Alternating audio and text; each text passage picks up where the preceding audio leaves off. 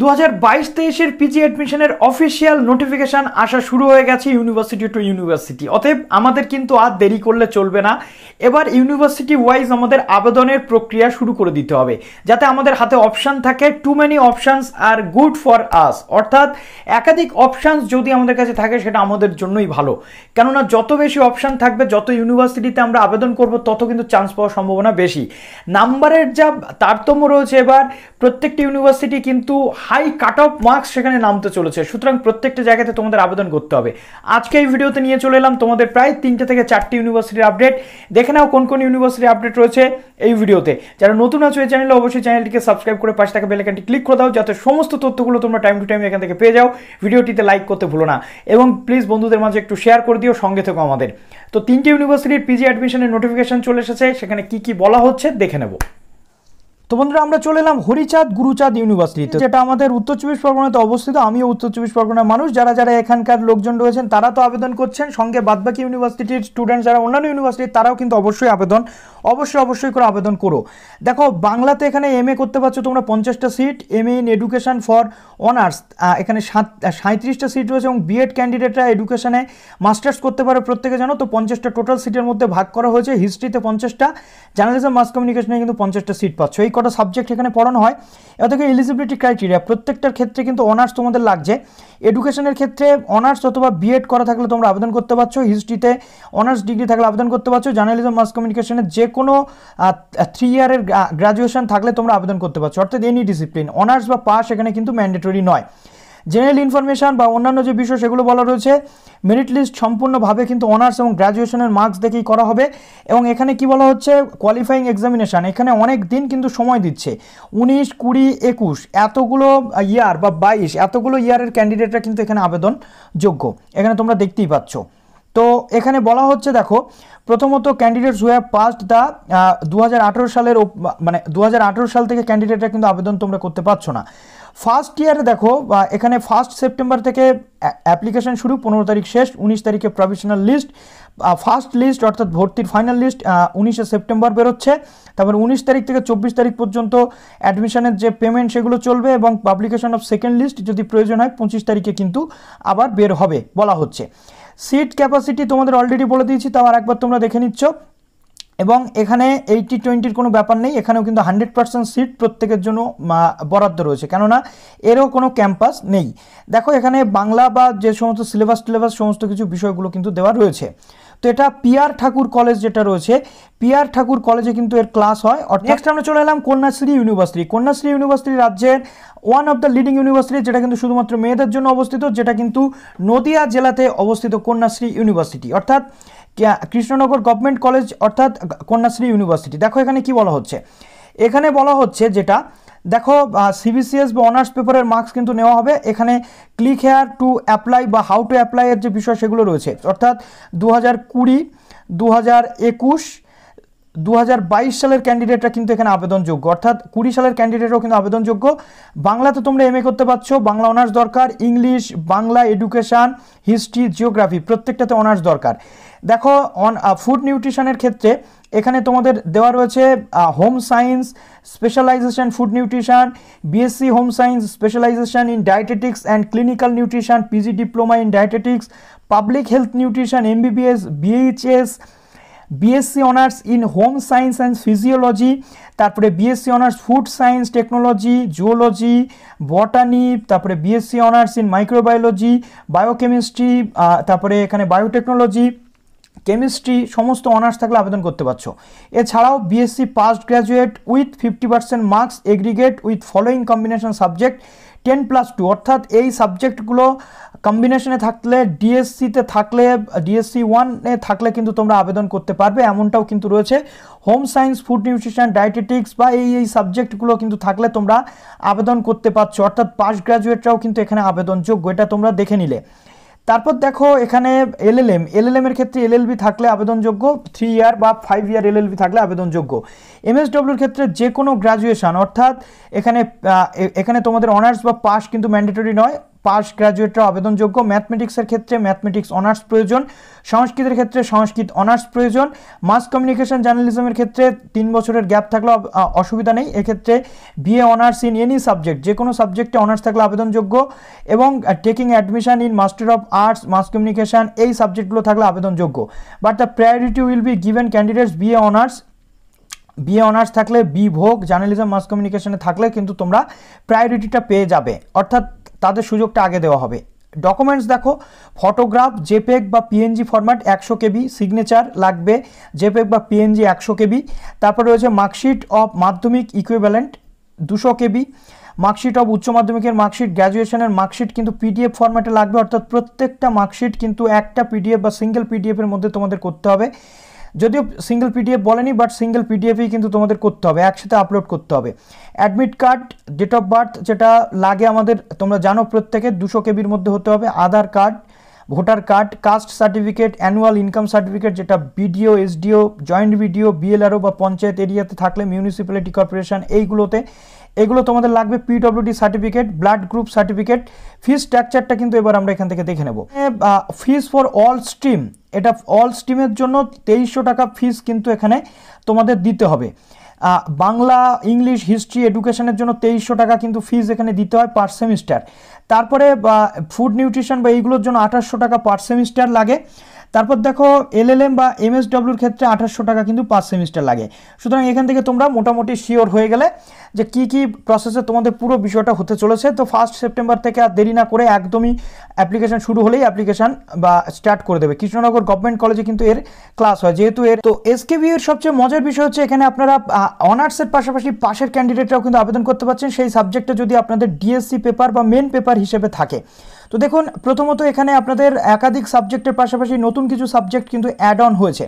তো একদম প্রথমে আমরা দেখে নেব যে অ্যাপ্লিকেশান কবে থেকে কি, মোটামুটি এগুলো আমরা দেখে নিচ্ছি। প্রথমে এখানে 80-20 রেশিওতে ভর্তি হবে, 80%-এর অ্যাডমিশনটা আগে কমপ্লিট হবে, পরবর্তী ক্ষেত্রে 20%-এর। দেখো 1 তারিখ থেকে শুরু হচ্ছে ফর্ম ফিল আপ, 15 তারিখে শেষ, 18 থেকে 19 তারিখের মধ্যে পাবলিকেশন অফ প্রফেশনাল লিস্ট 80%-এর, 20 থেকে 22 তারিখের মধ্যে ফার্স্ট লিস্ট অনলাইন অ্যাডমিশন যেটা হচ্ছে, সেকেন্ড লিস্ট কিন্তু বেরোবে 23 থেকে 25, 26 থেকে 28 হচ্ছে থার্ড লিস্টের ভর্তি। তার পরবর্তীতে দেখুন এখানে 20%-এর শুরু হচ্ছে 26 থেকে 27 সেপ্টেম্বর। তারপরে এখানে 28 থেকে 30-এর মধ্যে ফার্স্ট লিস্ট 20%-এর, 10 থেকে সেকেন্ড লিস্টের ভর্তি থেকে 12 তারিখ পর্যন্ত শুরু হচ্ছে সব। 1 তারিখ থেকে কিন্তু আপনাদের ক্লাস। তো এখানে কোর্সেস কী কী রয়েছে সেটা একটু আপনারা দেখে নিচ্ছেন। প্রথমত anthropology, tribal studies, Bengali, economics, education, English, geography, history, journalism, mass communication, এবং নতুন কোর্স যেটা কুদমালি, এটা কিন্তু এখানে স্টার্ট হচ্ছে এবার, ফিলোসফি, পলিটিক্যাল সায়েন্স, সংস্কৃত, সাঁওতালি এবং সোশিওলজি।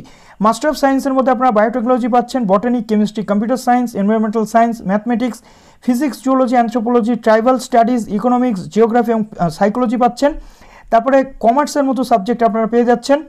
এমবিএ আপনারা করতে পারছেন, master of business administration, LLM করতে পারছেন, লাইব্রেরি ইনফরমেশন সায়েন্স আপনি ইন্টিগ্রেটেড পাচ্ছেন, বিএলআইসি বা এমএলআইসি। এরপর আসছে মাস্টার অফ পারফর্মিং আর্টস, এবং সবচেয়ে গুরুত্বপূর্ণ যে বিষয়টা হচ্ছে মাস্টার অফ স্পোর্টস সায়েন্স। এবার মুখ্যমন্ত্রী বলেই দিয়েছেন যে বিভিন্ন ইউনিভার্সিটি বা রাজ্যে একটা স্পোর্টস ইউনিভার্সিটি হবে। তো স্পোর্টস সায়েন্স নিয়ে আমি অলরেডি আপনাদেরকে একটা আপডেট দিয়েছিলাম এবং বলেছিলাম প্রত্যেকটা ইউনিভার্সিটিতে স্পোর্টস সায়েন্স থাকা উচিত। Thank you so much SKBU সেই কথাটা রাখার জন্য। স্পোর্টস সায়েন্স কিন্তু এখান থেকে এবার শুরু হচ্ছে। এবার এলিজিবিলিটি ক্রাইটেরিয়া যদি আমরা দেখছি, প্রথমত 80-20 রেশিওতে ভর্তি হবে এবং প্রত্যেকটা সাবজেক্টে অনার্সের পাশাপাশি পাশের ক্যান্ডিডেটরাও কিন্তু আবেদনযোগ্য। এবং এখানে বলা হচ্ছে other university 3 years honours major, অর্থাৎ এখানে who have completed their graduation 21 এবং 22-এ যারা গ্র্যাজুয়েশন কমপ্লিট করেছেন তারা আবেদনযোগ্য। এবং দেখুন প্রোগ্রাম কোর্সের স্টুডেন্ট যারা রয়েছে 21 এবং 22 উইথ অ্যাটলিস্ট 60%, অর্থাৎ পাশের ক্যান্ডিডেটদের 60% মার্কস থাকলে আপনারা কিন্তু আবেদন করতে পারছেন পিজি কোর্সে, যেটা আপনাদের ডিসিপ্লিন 1-এ থাকতে হবে। এসকেবিইউ এর ক্ষেত্রে 80-20 রেশিওতে সমস্ত যে প্রসেস সেটা কিন্তু হতে চলেছে। দেখুন এমএ বা অ্যানথ্রোপোলজি এক্ষেত্রে আপনাদের অনার্স এবং পাস উভয় সাবজেক্ট থাকলে কিন্তু আবেদন করতে পারছেন। বায়োটেকনোলজির ক্ষেত্রেও কিন্তু সেম, এতগুলো সাবজেক্টে অনার্স থাকলে এবং পাস থাকলে আবেদন করতে পারছেন। এমবিএর ক্ষেত্রে 3 বছরের গ্র্যাজুয়েশন বা প্রোগ্রাম বা পাস অথবা অনার্স থাকলে আবেদন করতে পারছেন। এছাড়া এমএসসি কম্পিউটার সায়েন্সের ক্ষেত্রে আপনাদের কম্পিউটার সায়েন্স অনার্স বিসিএ অথবা বিএসসি প্রোগ্রাম কম্পিউটার সায়েন্সে থাকলে আবেদন করতে পারছেন। এমএ ইন ইকোনমিক্সের ক্ষেত্রে 3 বছরের গ্র্যাজুয়েশন, ইকোনমিক্স, ম্যাথমেটিক্স, স্ট্যাটিস্টিক্স অথবা ডিসিপ্লিন 1-এ যে কোনো একটা সাবজেক্ট ইকোনমিক্স বা এগুলো থাকলে আবেদন করতে পারবেন। এনভায়রনমেন্টাল সায়েন্স দেখুন 3 বছরের অনার্স গ্র্যাজুয়েট অথবা পাস গ্র্যাজুয়েটরা আবেদনযোগ্য। এই সাবজেক্টগুলো থাকলে পাশে আপনি আবেদন করতে পারছেন। ইন্টিগ্রেটেড বিএলআইসি বা এখানে আপনাদের BA BSc library information science অথবা বিএ বিএসসি বিকম অথবা এমবিবিএস বিটিএস যে কোনো সাবজেক্টে অনার্স বা এখানে গ্র্যাজুয়েশন থাকলে আপনি কিন্তু আবেদনযোগ্য। তারপরে MA in journalism mass communication যেটা 3 বছরের অনার্স গ্র্যাজুয়েট অথবা প্রোগ্রাম গ্র্যাজুয়েট থাকলে আপনি আবেদনযোগ্য যে কোনো সাবজেক্টে, যে কোনো সাবজেক্ট। কুদমালির ক্ষেত্রে 3 বছরের অনার্স গ্র্যাজুয়েট কুদমালি অথবা programme graduate CBCS having Kudmali discipline 1-এ কুদমালি থাকলে বা graduation any stream with Kudmali যদি আপনাদের ডিপ্লোমা কোর্স করা থাকে তাও কিন্তু আপনি আবেদনযোগ্য। তারপরে এখানে এলএলএম এর ক্ষেত্রে 3 বছর এবং 5 বছরের যে ল বা পারফর্মিং আর্টসের ক্ষেত্রে রবীন্দ্রসঙ্গীত বা মিউজিকের ক্ষেত্রে আপনারা প্রত্যেকেই জানেন, বা এখানে graduation with stream any stream with minimum 3 বছরের যে কোনো ডিপ্লোমা মিউজিকে করা থাকলে আপনি আবেদনযোগ্য। সাইকোলজির ক্ষেত্রে এখানে বলাই হচ্ছে যে এখানে অনার্স ক্যান্ডিডেটরা শুধু আবেদন করতে পারবে। সোশিওলজির ক্ষেত্রে অনার্স ক্যান্ডিডেটরা এইগুলো সাবজেক্টে আবেদন করতে পারবেন, বা এখানে গ্র্যাজুয়েশন উইথ সোশিওলজি বা ডিসিপ্লিন 1-এ থাকলে বা পাস গ্র্যাজুয়েট থাকলে আবেদন করতে পারছেন।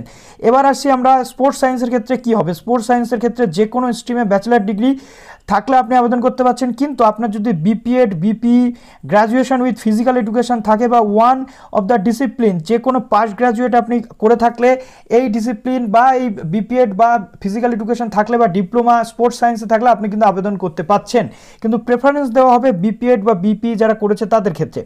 তারপর দেখো এমএ এমএসসি আদার কোর্সেস যেটা রয়েছে 3 বছরের অনার্স অথবা গ্র্যাজুয়েশন বা ডিসিপ্লিন 1-এ থাকলে আবেদন করতে পারছেন।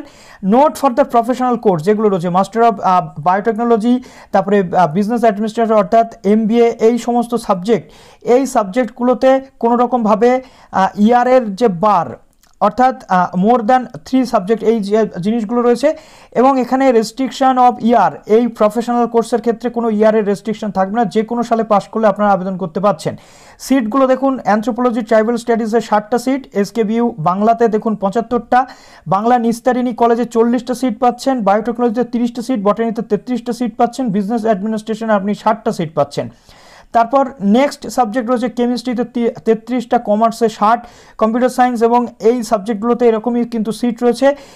এখানে এসকেবিইউতে 75টা সিট ইংলিশে পাচ্ছেন, ইংলিশ আবার জেকে কলেজে পড়ানো হয় 40টা সিট, এনভায়রনমেন্টাল সায়েন্সে 30টা সিট পাচ্ছেন, জিওগ্রাফিতে আপনি পাচ্ছেন 30টা সিট, এসকেবিইউতে হিস্ট্রিতে পাচ্ছেন 80টা সিট, এসকেবিইউ ছাড়াও আবার জেকে কলেজে হিস্ট্রি পড়ানো হয় সেখানে পাচ্ছেন 40টা সিট, ইন্টিগ্রেটেডে পাচ্ছেন আপনারা 50টা, জার্নালিজম মাস কমিউনিকেশনে 45টা, কুদমালিতে 75টা সিট, এলএলএমে 40টা, ম্যাথমেটিক্স এসকেবিইউতে পড়ানো হয় 50টা সিট এবং ম্যাথমেটিক্স জেকে কলেজে পড়ানো হয় 40টা সিট, পারফর্মিং আর্টস বা ভোকাল হিন্দুস্তানি যেটা রয়েছে সেখানে 40টা এবং রবীন্দ্রসঙ্গীতে 40টা, ফিলোসফিতে 75টা, ফিজিক্স বা এই সমস্ত সাবজেক্টে যে সিটগুলো রয়েছে একটু দেখে নিচ্ছেন, গ্র্যান্ড টোটাল 1704টা সিট কিন্তু আপনারা পাচ্ছেন। রিজার্ভেশন পলিসি যেমন গভর্নমেন্টের রুলস অনুযায়ী তেমন থাকবে, 80-20 সিটের যে ভাগগুলো সেগুলো এখানে কিন্তু দেওয়া রয়েছে, এগুলো একটু আপনারা দেখে নিচ্ছেন আপনাদের যে কলেজ ওয়াইজ বা সাবজেক্ট ওয়াইজ।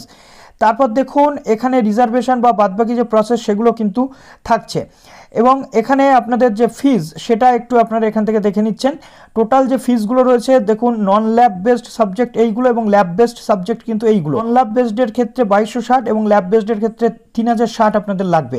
প্রফেশনাল কোর্সের ক্ষেত্রে একটু দেখিয়ে দিই 20,000 টাকা, বায়োটেকনোলজি এমবিএর ক্ষেত্রে 20,000 টাকা পার সেমিস্টার, এগুলো পার সেমিস্টার, কম্পিউটার সায়েন্সের ক্ষেত্রে 20,000 টাকা, এনভায়রনমেন্টাল সায়েন্সের ক্ষেত্রে 10,000 টাকা পার semester, integrated master of librarian bachelor information সায়েন্সের ক্ষেত্রে 10,000 টাকা করে লাগছে, জার্নালিজম মাস কমিউনিকেশনের ক্ষেত্রে 15,000 টাকা করে সেমিস্টার পিছু, এলএলএম এর ক্ষেত্রে 10,000 টাকা সেমিস্টার পিছু, পারফর্মিং আর্টস বা মিউজিকের ক্ষেত্রে 15,000 টাকা পার সেমিস্টার পিছু, এবং এখানে master of librarian information science বা অন্যান্য যে সাবজেক্টগুলো রয়েছে তার জন্য কিন্তু এই যে কোর্স ফিস এগুলো কিন্তু আপনাদের লাগছে 10,000 টাকা, বা কুদমালির ক্ষেত্রে 3500 টাকা পার সেমিস্টার। যদি কোনো প্রবলেম হয় আপনাদের এই ফোন নাম্বারগুলো দেওয়া থাকলো, এগুলো থেকে আপনারা যাচাই করে কিন্তু নিতে পারবেন ফুল টাইম রেগুলার কোর্স বা যে বিষয়গুলো রয়েছে সেগুলো। তো আপনাদেরকে পুরোপুরি যে বিষয় সেগুলো দেখিয়ে দিলাম, আশা করছি আপনাদের ভিডিওটা উপকারে লাগলো। এরপর স্টেপ বাই স্টেপ প্রসেস লাগলে অবশ্যই কমেন্ট করে জানাতে ভুলবেন না। ভালো থাকুন সবাই, অল দ্য বেস্ট।